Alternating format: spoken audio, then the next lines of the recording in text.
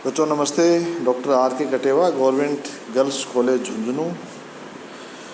आज जैसा कि कल अपन ने चर्चा की थी मांग एवं मांग का नियम फर्स्ट अपन ने पढ़ा था कल।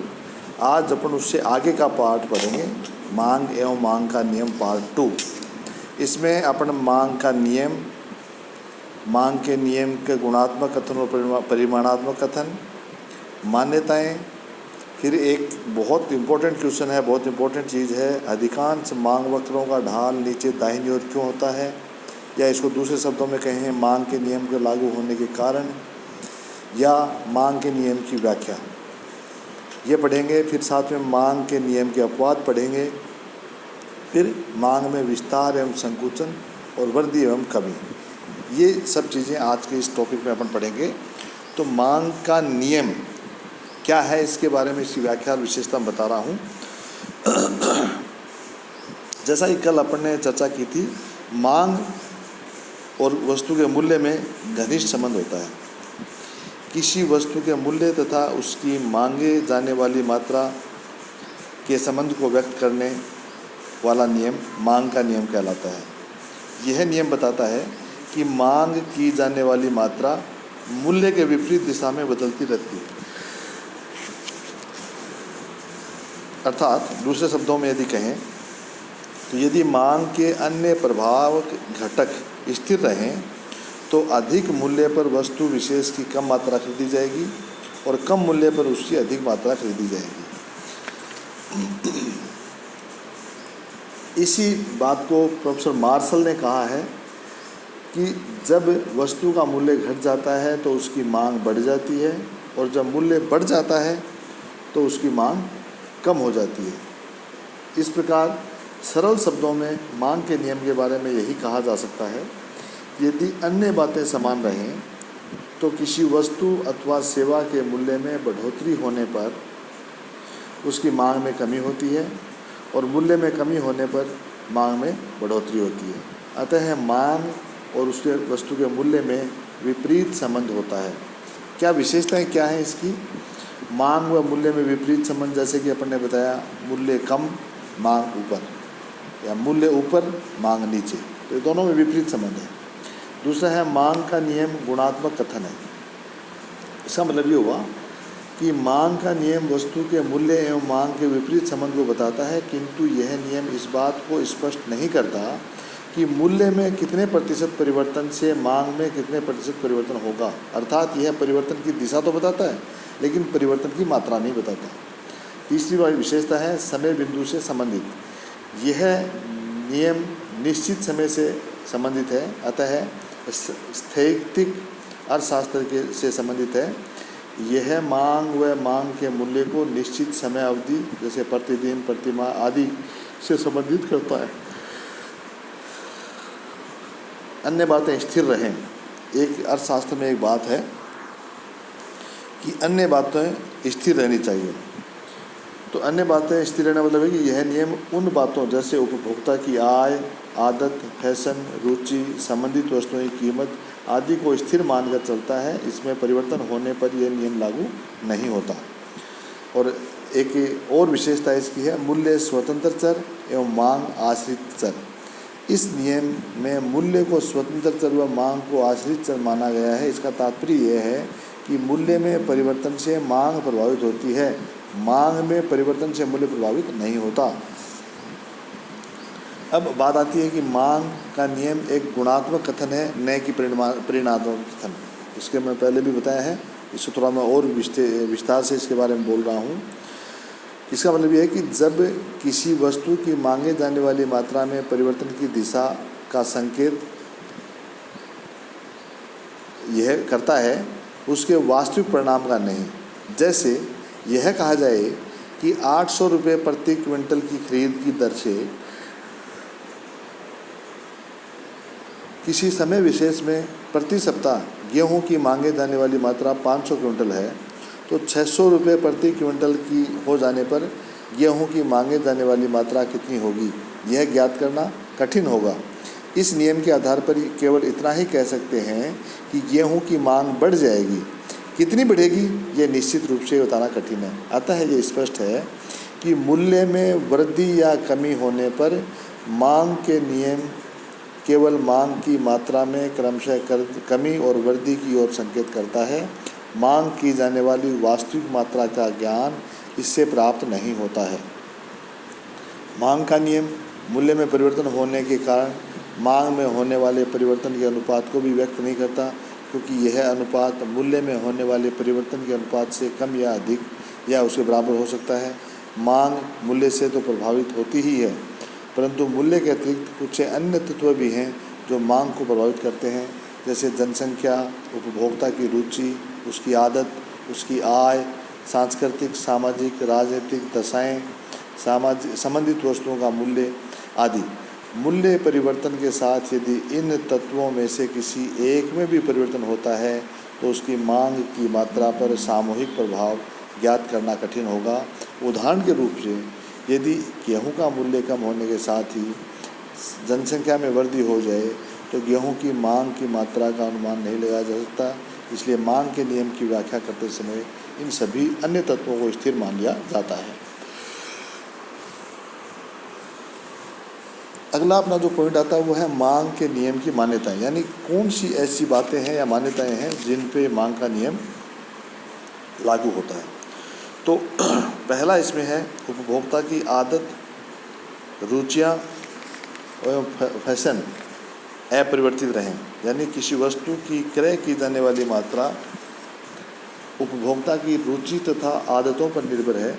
उसकी रुचि तथा आदतों में परिवर्तन होने पर उपभोक्ता की मात्रा भी परिवर्तन हो जाती है। अतः मांग सूची तथा मांग वक्र का निर्माण इस आधार पर किया जाता है कि उपभोक्ता की पसंदगी मान में किसी प्रकार का परिवर्तन नहीं होता है, आय यथावत रहे। उपभोक्ता की आय में परिवर्तन होने पर पसंदगी मान पूर्णतया परिवर्तित हो जाता है। वह उसी मूल्य पर किसी वस्तु को अधिक मात्रा क्रय कर सकता है।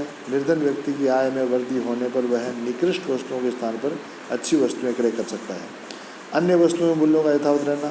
किसी वस्तु के संबंध में मांग का नियम उसी समय लागू होगा जब अन्य संबंधित वस्तुएं, स्थानापन्न और पूरक वस्तुओं के मूल्य यथावत रहें।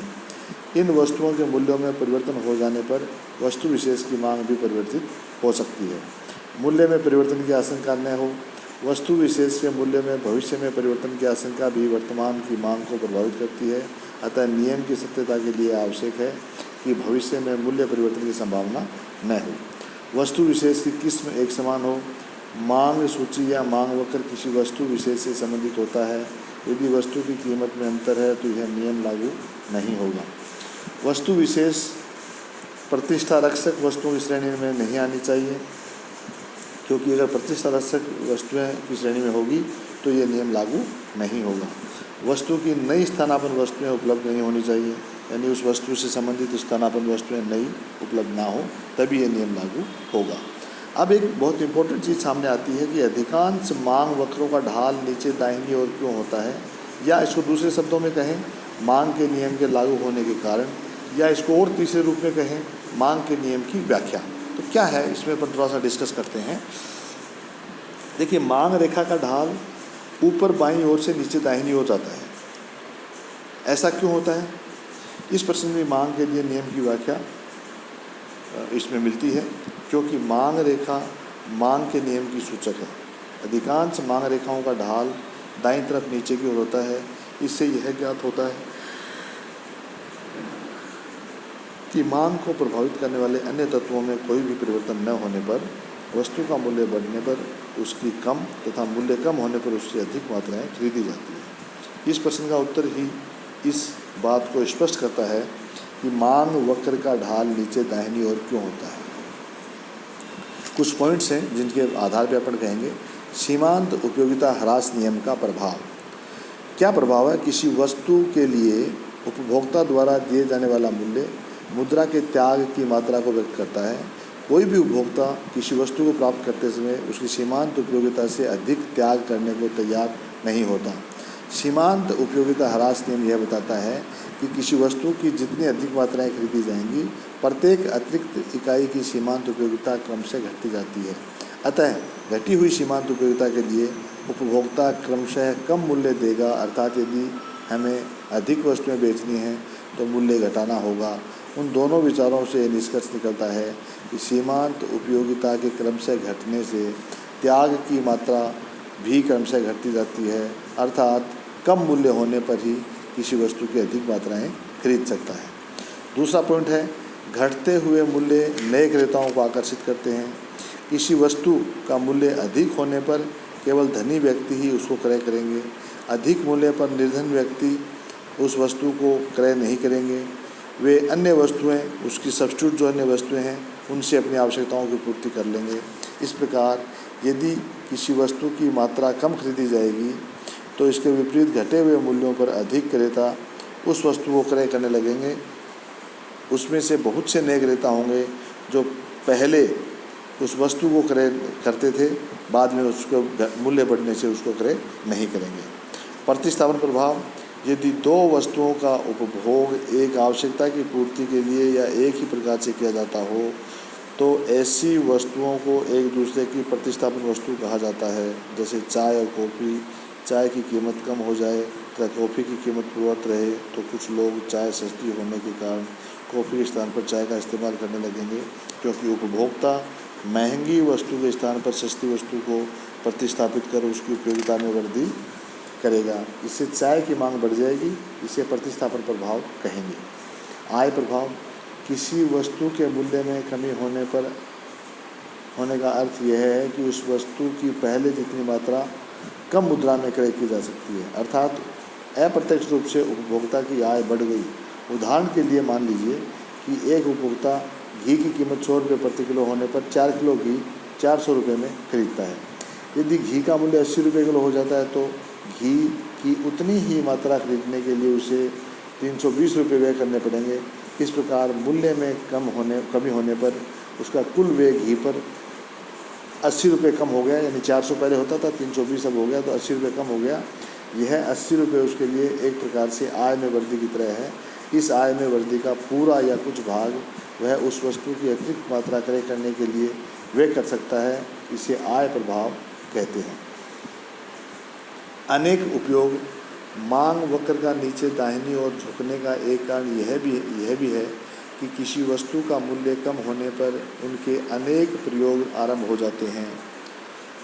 उदाहरण के लिए बिजली की कमी, कीमत कम होने पर उसके अनेक प्रयोग प्रारंभ हो जाएंगे, जिसके कारण बिजली की कुल मांग में वृद्धि हो जाएगी। अब इस मांग के नियम के अपवाद क्या हैं? अपवाद देखिए क्या है। प्रतिष्ठा सूचक एवं जीवन रक्षक अनिवार्य वस्तुओं की मांग।